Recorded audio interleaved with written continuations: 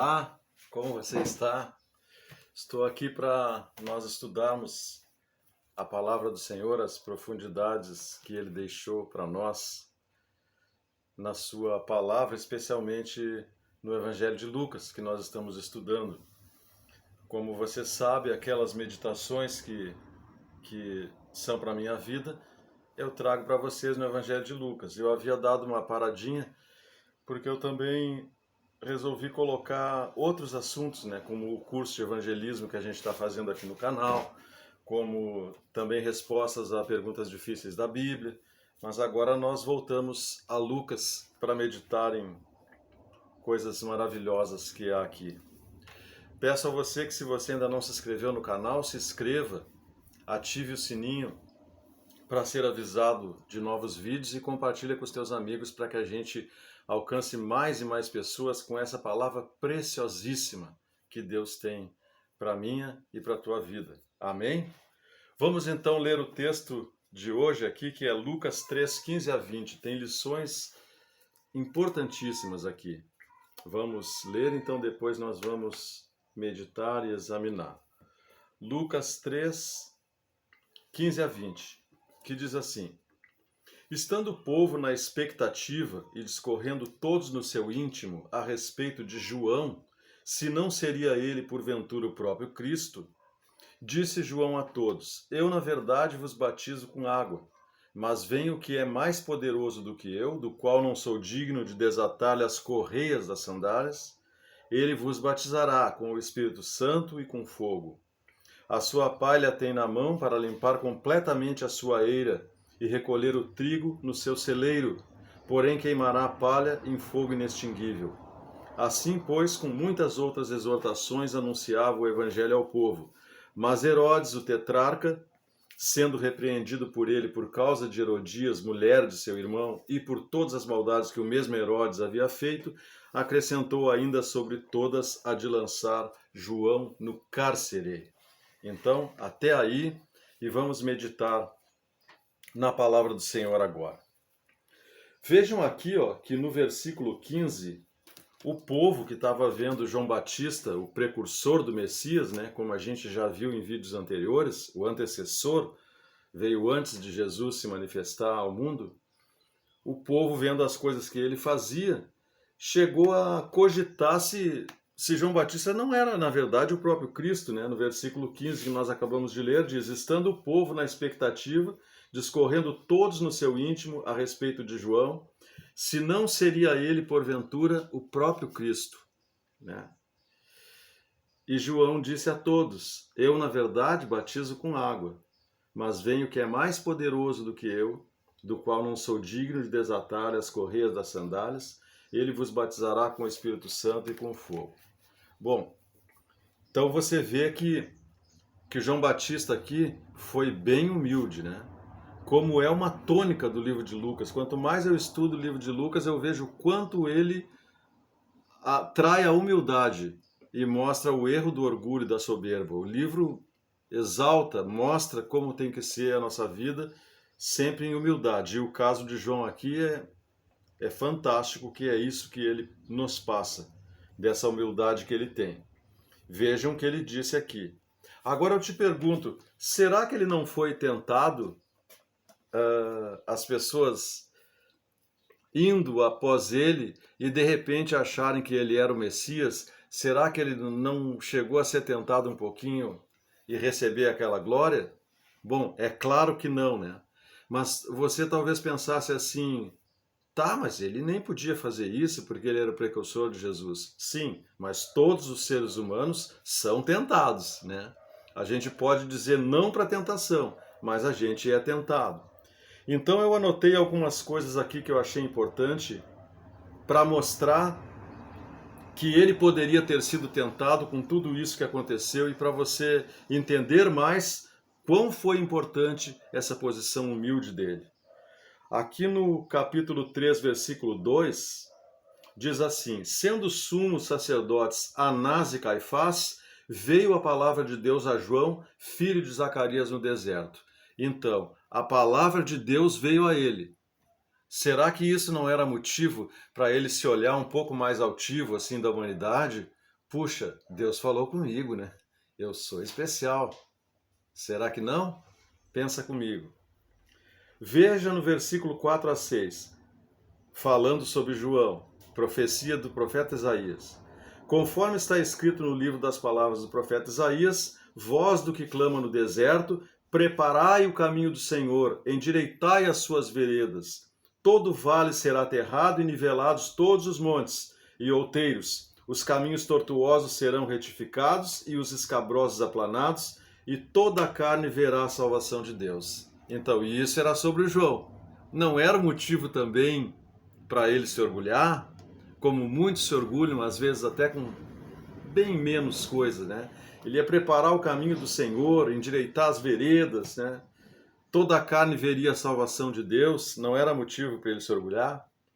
Veja um outro motivo que ele poderia ter se orgulhado. Versículo 7 diz, do capítulo 3. Dizia ele, pois, as multidões que saíam para serem batizadas: raça de víboras, quem vos induziu a fugir da ira vindoura? Você notou a palavra multidões? Multidões vinham até esse homem. Faço de novo a pergunta: não era motivo de orgulho? Multidões vêm a mim ali no deserto, à margem do Rio Jordão. Puxa, cheguei longe, hein? Mais um motivozinho para ele se orgulhar. Versículo 10 do capítulo 3. Então as multidões o interrogavam, dizendo: que havemos, pois, de fazer? Então não eram só as multidões virem até ele, as multidões perguntavam para ele: o que eu faço da minha vida? O que eu tenho que fazer? Não era motivo suficiente para esse homem se sentir que, poxa, eu sou o cara. Ou como se diz, eu sou a última bolachinha do pacote. Eu sou especial. Deus precisa da minha ajuda. Será? O texto continua dizendo no capítulo 3, que outras classes de pessoas pediam conselhos a ele. Veja os publicanos, né, que cobravam os impostos, os agentes do governo, perguntaram-lhe: mestre, chamaram ele de mestre, e perguntaram: o que havemos de fazer? Aqui diz também que os soldados lhe perguntavam: e nós que faremos? E aí ele respondia: então, será que João não tinha motivo suficiente para se orgulhar? Mas ele conhecia muito o que Deus esperava dele. E era uma pessoa que sabia o seu lugar. Então ele vem e responde no versículo 16 do capítulo 3. Mas vem o que é mais poderoso do que eu, do qual não sou digno de desatar-lhe as correias das sandálias. Eu batizo com água. Olha o que ele está dizendo.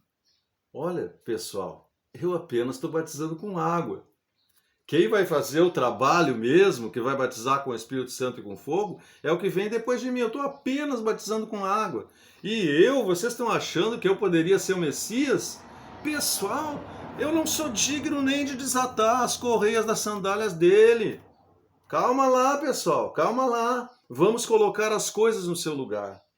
Uma outra pessoa que disse algo parecido foi um homem que precisou que Jesus fosse operar uma cura. Aqui em Lucas 7, 8, esse homem disse assim, né? No capítulo 7, versículos 6 a 8. Então Jesus foi com eles, e já perto da casa, o centurião, que ele comandava 100 soldados romanos, né? Enviou-lhe amigos para lhe dizer: Senhor, não te incomodes, porque não sou digno de que entres na minha casa. Por isso eu mesmo não me julguei digno de ir ter contigo. Porém, manda com uma palavra, e o meu rapaz será curado. Porque também eu sou homem sujeito à autoridade, tenho soldados às minhas ordens, e digo a este vai e ele vai, e a outro vem e ele vem, e ao meu servo faze isto e ele o faz. Ouvidas essas palavras, admirou-se Jesus dele e, voltando-se para o povo que o acompanhava, disse: afirmo-vos que nem mesmo em Israel achei fé como esta. Então veja o valor da humildade. Você é humilde? Você sabe o seu lugar? Você sabe que sem Deus você não é nada? Que tudo que tu tem depende dele? Tu coloca ele em primeiro lugar, sabendo o teu lugar? Olhem a atitude desse homem, de João Batista, né? E ele continuou exaltando Jesus, dizendo o que Jesus veio fazer, tirou o foco dele em João, que o povo até estava cogitando se não era ele o Messias, e começou a falar sobre Jesus. Então, exaltando Jesus, ele acabou dando uma característica aqui primordial de Jesus, que mais adiante em outros vídeos nós vamos examinar outras, né? Mas vamos examinar hoje aquela que está no capítulo 3 aqui, que ele falou, né? Ele disse que Jesus batizará com o Espírito Santo e com fogo. Diz também que a sua pá ele a tem na mão para limpar completamente a sua eira, recolher o trigo no seu celeiro, porém queimará a palha em fogo inextinguível. Então ele esmiuçou a missão de Jesus. E o versículo 18 ainda diz assim, pois, com muitas outras exortações, anunciava o evangelho ao povo. Né? Então, o evangelho, resumido aqui, é que Jesus veio batizar com o Espírito Santo e com fogo, e que ele iria operar uma limpa no seu celeiro ali, guardando o trigo e queimando a palha. Né? Então, isso é o evangelho, né? Salvação e julgamento. Então veja, a obra de Cristo tinha toda essa questão. Como diz aqui que nós vimos nesse texto, Jesus ia operar uma divisão, a palha de um lado, o trigo do outro. Né?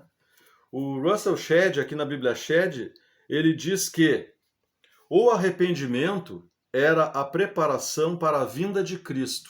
Então, aquele que se arrependia preparava a vinda de Cristo, que daria nova vida, o Espírito, aos corações preparados. Lá em João 3, 3-5, Jesus disse a Nicodemos que importava que ele nascesse de novo. E ele perguntou, mas como que eu vou nascer de novo, se eu já sou velho? Jesus disse, quem não nascer da água do Espírito não pode ver o reino de Deus, não pode entrar no reino de Deus. Então a missão de Jesus era, a pessoa se arrependia e ele vinha com o Espírito Santo transformar a vida da pessoa. Mas aí o texto continua dizendo que não era só isso, né? E por isso Shedd diz aqui, ó, fogo parece exigir o sentido de prova, de julgamento, porque o texto que nós lemos diz que ele queimará a palha, recolhe o trigo e queima a palha.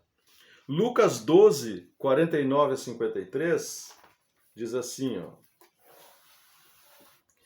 Jesus dizendo, né? Eu vim para lançar fogo sobre a terra, e bem quisera que já estivesse a arder. Tenho, porém, um batismo com o qual hei de ser batizado, que ele não tinha morrido ainda e ressuscitado, né? E quanto me angustio até que o mesmo se realize. Supondes que vim para dar paz à terra? Não, eu vou-lo afirmo, antes divisão. Porque daqui em diante estarão 5 divididos numa casa, 3 contra 2 e 2 contra 3. Estarão divididos pai contra filho, filho contra pai, mãe contra filha, filha contra mãe, sogra contra nora e nora contra sogra. Você viu? O que isso significa? Significa que aquele que é humilde, que abre o seu coração, ele é feito e se torna filho de Deus, adotado por ele. Mas aquele que não faz isso, aquele que endurece o coração, aquele que permanece soberbo, indiferente, perseguidor, sei lá que outras coisas mais, esse não. E aquele que não, briga com o que sim. Entendeu? Mesmo que aquele que nasce de novo, procura amar as pessoas e não quer se meter em confusão, em encrenca e em tal, o mal sempre vai perseguir, vai incomodar, vai brigar. Então as pessoas não aceitam que as outras sejam diferentes. Então é claro que acaba acontecendo isso. Ah, mas eu me converti, queria que fosse paz lá na minha casa. Nem sempre, porque vários lá na minha casa podem não se converter. E aí o problema acontece, né? Mateus 10:34 também fala a nós aqui o seguinte: não penseis que vim trazer paz à terra. Não vim trazer paz, mas espada, pois vim causar divisão entre o homem e seu pai, entre a filha e sua mãe, entre a nora e sua sogra. Assim os inimigos do homem serão os da sua própria casa. Você viu? Isso é muito claro. Quer ver também aqui em 1 Pedro 2, 6 a 8? Veja aqui o que diz o apóstolo Pedro, que conviveu de pertinho com Jesus. 1 Pedro 2, 6 a 8. Pois isso está na Escritura, eis que ponho em Sião uma pedra angular, que é Jesus, né? Eleita e preciosa. E quem nela crer não será de modo algum envergonhado. Para vós outros, portanto, os que credes, é a preciosidade, mas para os descrentes, a pedra que os construtores rejeitaram, essa veio a ser a principal pedra, angular, e pedra de tropeço, e rocha de ofensa. São esses os que tropeçam na palavra, sendo desobedientes para o que também foram postos. Então você viu? Jesus veio causar uma divisão entre a humanidade. Aqueles que o recebem em humildade, arrependimento, coração disposto, e aqueles que o deixam de lado e não querem saber dele, e nem de quem ensine a verdade. Aí estão os relativistas, né, que querem nos dizer que tudo a gente pode fazer, basta ter o sentimento de fazer alguma coisa e isso é válido, né? Tudo aqueles que vão contra a verdade da palavra de Deus. Então, isso é o evangelho. Bom para uns, ruim para outros. Boa nova para o humilde, má nova para o orgulhoso, né? Então isso a gente precisa entender bem, porque é assim que acontece. É preciso reconhecer a condição humana. Não há como ter paz na condição atual do homem. Ah, mas eu desejo a paz, que os homens se amem. Que... Isso nunca vai acontecer se as pessoas não passarem pelo novo nascimento e não se arrependerem e deixarem Deus operar na vida delas. Para terminar, eu quero analisar aqui com vocês a letra de uma música que fez sucesso quando eu era jovem, né? Faz tempo. Dava em todas as rádios, se chama O Profeta, do Zé Geraldo. E você veja que interessante aqui, que ele deixa bem claro essa questão do juízo final e as atitudes, né? E aqueles que fogem de Deus. Vem comigo aqui, vamos examinar essa letra. O dia vai chegar, estou me preparando porque antevi. No livro que lhe empresto, e você não aceita, a verdade eu li. Existe tanta gente por aí às tontas, sem se definir. Na hora da balança, o peso não alcança o que deve atingir. Aí o refrão da música dele dizia: Ei, homem de Deus, acorda, é tempo ainda, eis que o teu tempo finda, faz uma oração. Ei, homem de Deus, deixa a indiferença, em tua conferência, fale de perdão. Quem você não conhece é que vai conferir se você passa ou não. Esqueça o seu padrinho, pois lá não tem carta de apresentação. Eu me lembro agora aqui que aqui, né, as pessoas cometem atrocidades, né? E alguns têm dinheiro, compram o juiz, fazem miséria, né? Um apresenta o outro e a pessoa acaba se livrando. Mas no juízo final, não. Esqueça o seu padrinho. Lá não tem carta de apresentação. Aqui tem, lá não tem. O que vai influir é o bem que você fez ou deixou de fazer. Existe em cada estante, olha aqui na minha estante, um livro importante e você não quer ler. Aí vem o refrão de novo. Ei, homem de Deus, acorda, é tempo ainda. Eis que o teu tempo finda, faz uma oração. Ei, homem de Deus, deixa a indiferença. Em tua conferência, fale de perdão. Quem sabe se o juiz não foi alvo de risos quando aqui passou, sofrendo a indiferença, pagando tributos da classe ou da cor. Quem sabe se você não vai se ver chorando a mais tirana dor e implorar baixinho aquela mesma ajuda que você negou. A vida é uma escola, onde o viver é o livro e o tempo professor, onde alguns são sábios, porém até hoje ninguém se formou. A única certeza, saiba que não existe certeza em filosofia, né? Em filosofia não existe certeza, Existe probabilidade, existe crença, mas ninguém chegou à certeza de nada. Mas a certeza naquilo que Deus revelou nós temos, porque Ele sabe. A única certeza é que o dia do acerto já está para vir.